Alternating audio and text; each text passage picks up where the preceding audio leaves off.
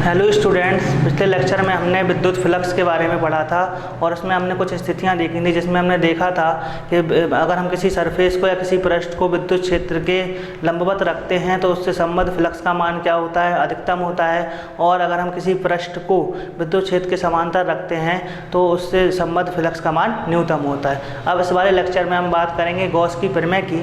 आइए देखते हैं कि गॉस की प्रमेय क्या होती है। पिछला जो टॉपिक अपने पढ़ा हुआ था विद्युत फ्लक्स, उसी से संबंधित है और उसी के आधार पर हम गॉस की प्रमेय को समझेंगे। जहाँ पर गॉस की प्रमेय क्या लिखी हुई है, हमने यहाँ पर इसका स्टेटमेंट लिखा हुआ है कि किसी बंद पृष्ठ से होकर गुजरने वाला संपूर्ण विद्युत फ्लक्स का मान उस पृष्ठ में उपस्थित कुल आवेश का 1/ε0 गुना होता है। जहाँ एप्सिलॉन क्या है, पहले भी देख चुके हैं, निर्वात या वायु की विद्युतशीलता, जिसका संख्यात्मक मान क्या आता है हमारे पास 8.85 गुणा 10⁻⁻12 और इसकी इकाई क्या आती है कूलम स्क्वायर पर न्यूटन मीटर स्क्वायर। तो गॉस जो है, गॉस एक वैज्ञानिक का नाम है जिनका पूरा नाम है फ्रेडरिच गॉस। उन्होंने एक प्रमेय दी विद्युत फ्लक्स और विद्युत क्षेत्र को समझाने के लिए, जिसे हम क्या कहते हैं, गॉस की प्रमेय।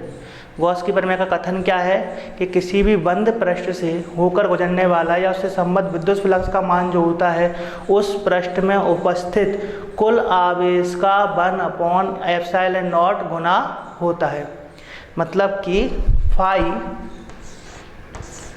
ई बराबर Q गुणा 1/ε0। ये गॉस की प्रमेय है। क्या है कि किसी भी बंद पृष्ठ से संबंधित या उससे गुजरने वाला जो विद्युत फ्लक्स है उसका मान उस पृष्ठ में उपस्थित कुल आवेश का, जितना भी आवेश रहे, कुल आवेश का 1/ε0 गुना होता है। इसे ही हम गॉस की प्रमेय कहते हैं। ध्यान रहे, गॉस की प्रमेय केवल और केवल बंद पृष्ठ के लिए ही लागू होती है। खुले पृष्ठ के लिए गॉस की प्रमेय लागू नहीं होती। कोई भी ऐसा पृष्ठ जो बंद पृष्ठ है और उसमें आवेश उपस्थित है पृष्ठ के अंदर, उसे हम गॉसीय पृष्ठ कहते हैं। क्या कहते हैं? गॉसीय पृष्ठ। आइए इस चीज़ को सिद्ध करते हैं। गॉस की प्रमेय को हम यहाँ पर सिद्ध करेंगे। देखते हैं किस प्रकार सिद्ध होती है। मान लिया हमारे पास एक बंद पृष्ठ है। बंद पृष्ठ के रूप में हमने यहाँ पर एक गोला ले लिया। इस गोले का हमने केंद्र माना O और इसकी त्रिज्या मानी R। गोले का केंद्र क्या माना? O और त्रिज्या क्या मानी? R। और इसकी सतह पर यानी कि परिधि पर केंद्र से R दूरी पर एक बिंदु माना P। अब हम ऐसा मान लेते हैं कि इस पृष्ठ के अंदर यानी कि इसके केंद्र पर कोई बिंदु आवेश यानी एक धनावेश रखा हुआ है। अब इस धनावेश के कारण बिंदु P पर विद्युत क्षेत्र की तीव्रता लग रही है E बाहर की तरफ। बाहर की तरफ क्यों लगेगी? क्योंकि हम ऐसा मानते हैं कि बिंदु P पर कोई परीक्षण आवेश या एकांक धनावेश लगा हुआ है, एकांक धनावेश रखा हुआ है। इसके कारण विद्युत की तीव्रता जो है उसी की दिशा में लगेगी, मतलब बाहर की तरफ लगेगी। अब हम मान लेते हैं कि हमने यहाँ पर एक छोटा सा पृष्ठ लिया पूरे गोले का ds जो है एक छोटा सा पृष्ठ लिया। अब हम देखेंगे कि इसका जो एरिया वेक्टर यानी कि क्षेत्रफल सदिश है वो किस दिशा में लगेगा। हमने देखा था पिछले लेक्चर में, हमने बोला था आपको कि विद्युत फ्लक्स जो है बहुत ध्यान से पढ़ना है, क्योंकि आगे हम जो डेरिवेशन करने वाले हैं उसमें विद्युत फ्लक्स के कॉन्सेप्ट लगने वाले हैं।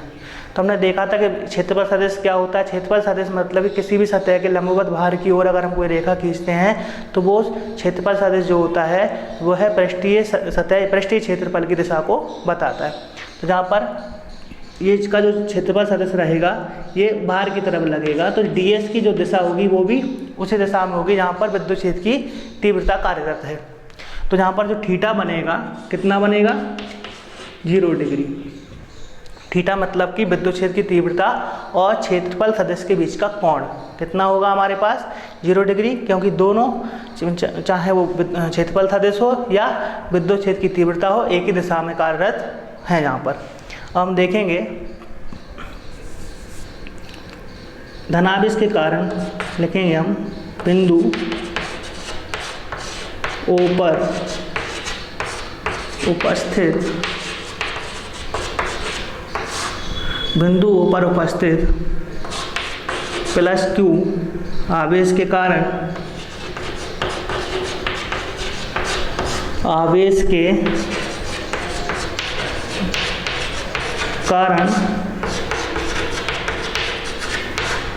बिंदु P पर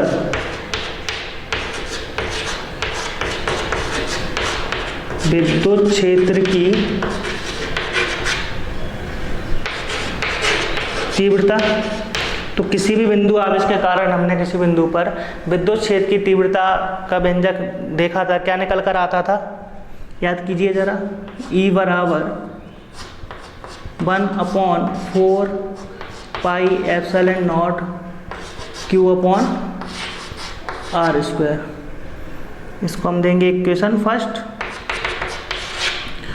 ये सूत्र निकल कर आता था, क्या आता था, E बराबर 1/4 pi epsilon not Q upon R square.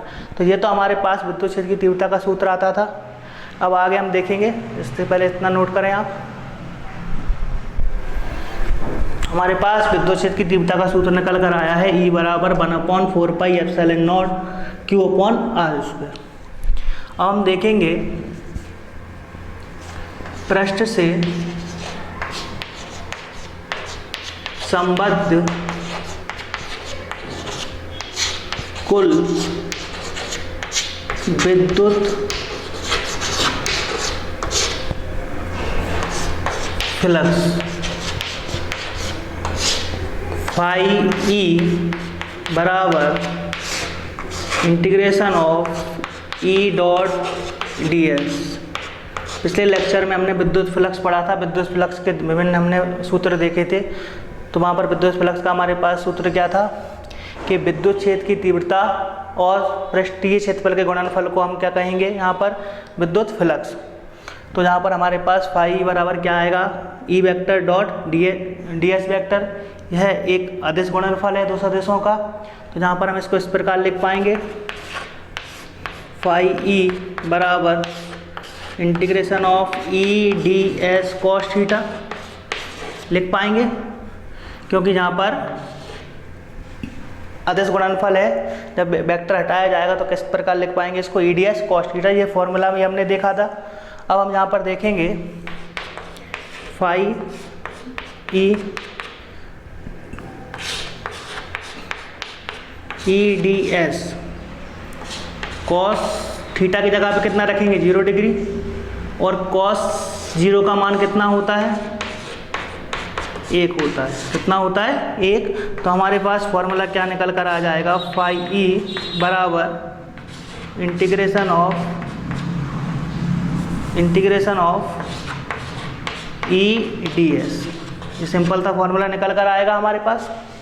अब हम जहाँ पे इसको आगे सॉल्व करेंगे तो इसको लिख पाएंगे हम, फाई E बराबर E को बाहर निकाल कर लिखें, उसका मान नियत रहेगा। अंदर क्या बचेगा हमारे पास, ds। क्या बचेगा समाकलन के अंदर, ds बचेगा यहाँ पर। अब देखेंगे हम यहाँ पर,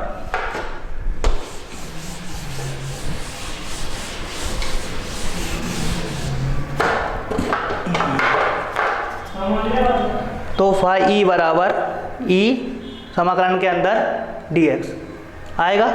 ठीक है, अब देखें यहाँ पर फाई E बराबर E और ds की जगह पे हम क्या लिख देंगे, 4 पाई R स्क्वायर।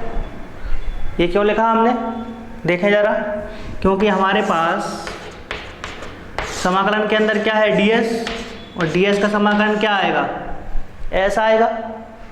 s क्या मतलब, ds जो है एक छोटा सा भाग है पृष्ठ का, और उसका अगर हम समाकलन करते हैं तो पूरे पृष्ठ का यानी पूरे गोले का क्या आ जाता है, क्षेत्रफल, पृष्ठीय क्षेत्रफल।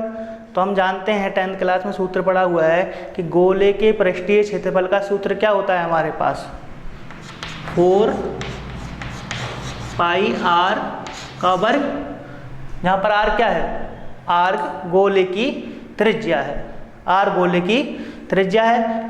इतने पूरे के जगह पर मतलब कि ds के जगह पर क्या लिख पाएंगे हम, 4 पाई आर स्क्वायर। इसको हम दे देंगे समीकरण 2। तो हमारे पास यहाँ पर समीकरण 1 अभी लिखा था और ये क्या आ गया, समीकरण 2। अब हम देखेंगे यहाँ पर समीकरण 1 व 2 से क्या करने वाले हैं, समझ पा रहे हैं। यहाँ पर हमारे पास लिखा हुआ है फाई ई बराबर ई की जगह पर समीकरण 1 से मान रखेंगे तो समीकरण 1 में ई का मान क्या लिखा हुआ था, 1/4 pi epsilon naught Q upon R का वर्ग और साथ में क्या चल रहा है, 4 पाई आर का वर्ग चल रहा है।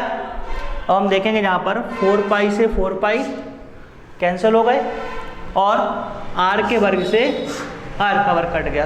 तो हमारे पास क्या बचा, फाई ई बराबर क्यू बटे एप्सिलॉन नॉट, या इसी को लिख पाएंगे फाई ई बराबर क्यू गुणा 1/एप्सिलॉन नॉट। यही गॉस की प्रमेय थी, हेंस प्रूफ। मतलब कि किसी बंद पृष्ठ से संबद्ध या जुड़ा हुआ या उससे होकर गुजरने वाला विद्युत फ्लक्स का जो मान होता है उस पृष्ठ में उपस्थित कुल आवेश का, यहाँ पर क्यू आवेश माना हुआ था पृष्ठ में, कुल आवेश का 1/एप्सिलॉन नॉट गुना होता है। इसे ही हम गॉस की प्रमेय कहते हैं। तो ये थी हमारी गॉस की प्रमेय, ये थी हमारी गॉस की प्रमेय। पिछले लेक्चर में हमने पढ़ा विद्युत फ्लक्स। अब आगे के लेक्चर में हम गॉस की प्रमेय के अनुप्रयोग पढ़ेंगे। यहाँ पे गॉस की प्रमेय को अच्छे से पढ़ें। बोर्ड एग्जाम में गॉस प्रमेय को लिखने के लिए सबसे पहले गॉस की प्रमेय का हम कथन लिखेंगे। कथन लिखने के बाद उसका चित्र बनाएंगे। जो भी पृष्ठ हम ले रहे हैं, यहाँ पे हमने गोला लिया हुआ है, गोलीय पृष्ठ ली हुई है, तो वो चित्र बनाएंगे और चित्र संबंधित थ्योरी लिखेंगे। थ्योरी के बाद एक सिंपल सा सवाल है उसको करेंगे तो हमारी गॉस की प्रमेय सिद्ध होगी। ठीक है, तब तक के लिए धन्यवाद।